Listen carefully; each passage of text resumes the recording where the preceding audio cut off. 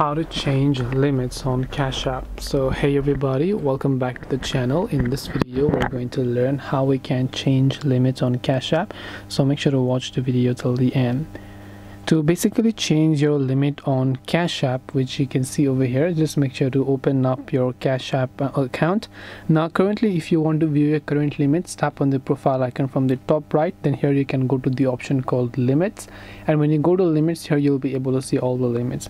So to remove these limits, we have to verify our Cash App account, and to verify Cash App account, come to the home page over here.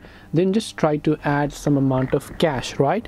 So when you try to add some amount of cash by typing on add cash option, it will ask you please verify your identity to continue using Cash App, which you can just tap on the continue option there. Then you just have to fill in all your details, and after that you will be able to confirm your changing limit processes. This way you will be able to change limit on Cash App by trying to verify your Cash App account. Hope this video was helpful. If you have got any more questions, then feel free to leave them down below. Thank you for watching till the very end, and see you soon in the next video.